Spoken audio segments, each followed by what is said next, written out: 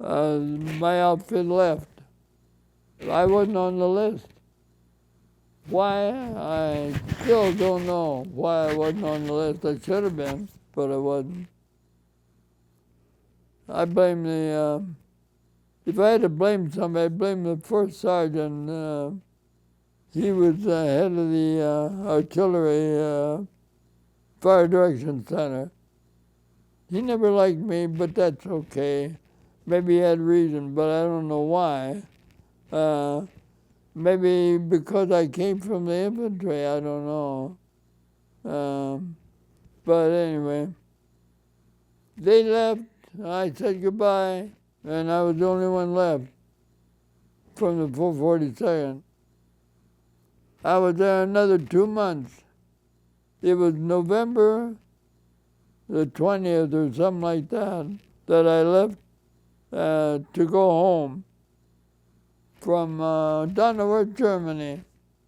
And I rode all day, and the caravan was slow, and we stopped one night, and they said, we're going to stay here all night. And I went into this building and looked around. There's no heat, and it was freezing in there. Cement floors, you lie down anywhere you want to. On cement floors.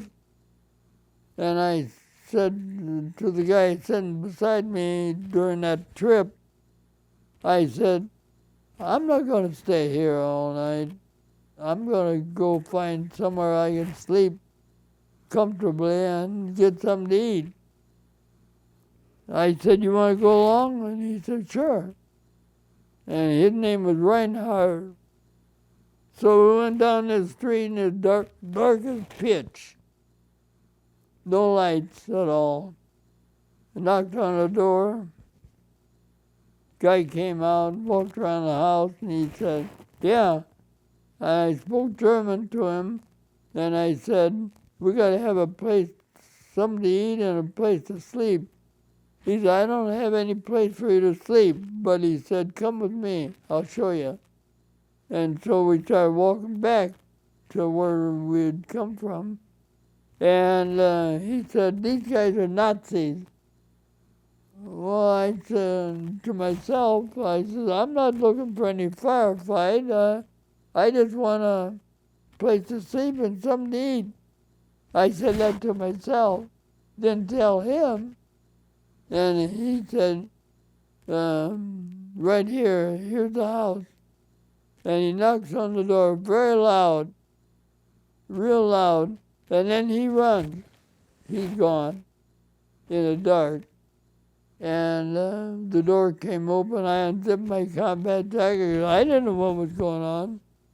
And I had a pistol right under my left arm. And hopefully they wouldn't think that we were trying to bust in or anything. And so I stuck my foot in the door, and I said to the guy peeking out the little slot, I said, I'm looking for a place, something to eat and a place to sleep. So then he says, one moment. And so he talks to somebody in the room. I didn't know who it was. Finally, he said, okay, come to Peter. And so we walked in, and I looked around, and there were 12 Germans just getting ready to sit down to a big feast.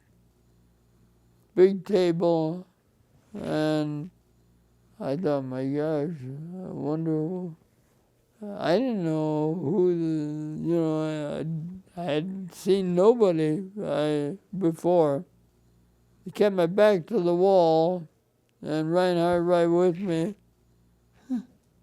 And I looked around, nobody's saying one word, they're not talking about anything. They're just looking at me and him. And I stood there, and 30 seconds went by.